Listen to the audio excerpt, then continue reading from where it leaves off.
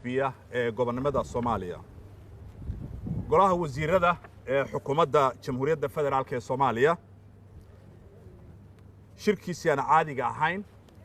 ee saaka oo 2 bisha January 2024 uu qabtay uuna shir gudoominayay ra'iisul wasaaraha xukuumadda Jamhuuriyadda Federaalka ee Soomaaliya mudane Xamse Cabdi Barre waxay soo saareen qaraar ku saabsan xadgudubka dawladda Itoobiya ee gobonnimada iyo midnimada dhuleed ee Soomaaliya. Markii ay arkeen goluhu qodobka koowaad faqradihiisa koowaad iyo labaad ee dastuurka Jamhuuriyadda Federaalka ee Soomaaliya ee dhigaya in Soomaaliya ay tahay jamhuuriyad federaal ah oo dimuqraadi ah ayna gobonnimada iyo midnimada Jamhuuriyadda Federaalka Soomaaliya ay tahay laguma xadgudbaan. Markii ay arkeen qodobka toddobaad faqradiisa koowaad ee dastuurka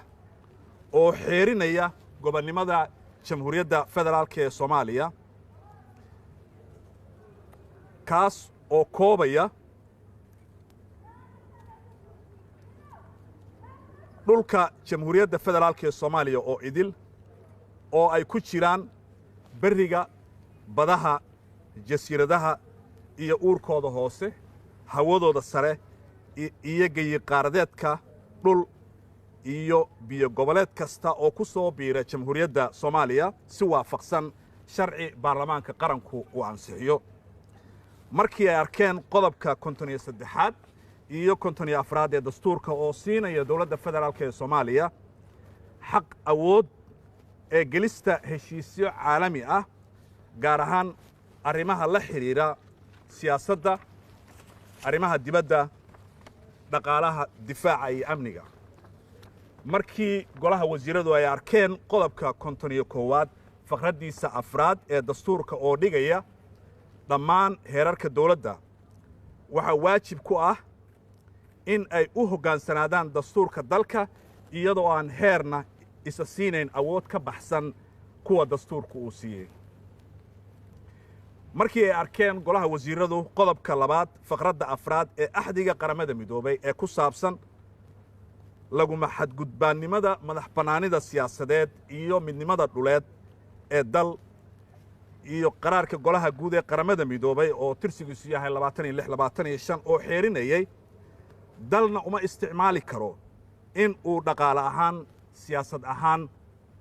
ciidan ahaan iyo ficil kasta oo ku khasbaya dal kale in uu maquuniyo xuquuqdiisa madax bannaanida si looga faa'iideysto. Markii ay arkeen golaha wasiiradu mabaadi'da sugaya xurmada gobonnimada iyo midnimada geyiga dalalka Afrika ee lagu xeeriyay axdiga ururka midowga Afrika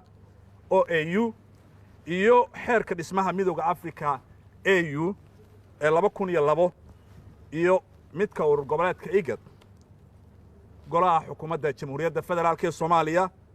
waxa ay soo saareen qaraarka soo socda. dawladda federaalka ee Soomaaliya waxay si adag u diidaysaa isla markaana si cad ay uga soo horjeedaa tallaabada guracan ee dawladda federaalka ee Itoobiya ay ku sheegtay in ay si sharci darro ah heshiis is-afgarad iskaashi iyo wada shaqayn ay kula gashay maamulka Somaliland gobollada waqooyi ee Soomaaliya. taariikhdu markay ahayd shalay 1 bisha January 2024 magaalada Addis Ababa. sida uu qabo haddaba dastuurka Jamhuuriyadda Federaalka ee Soomaaliya xeerarka dalkeenna iyo xeerarka caalamiga ah Somaliland waxa ay tahay qayb ka mid ah Jamhuuriyadda Federaalka ee Soomaaliya. 2 dawladda federaalka ee Soomaaliya waxay u aragtaa tallaabadani mid gardarro ah oo halis gelinaysa daris wanaagga nabad ku wada noolaanshaha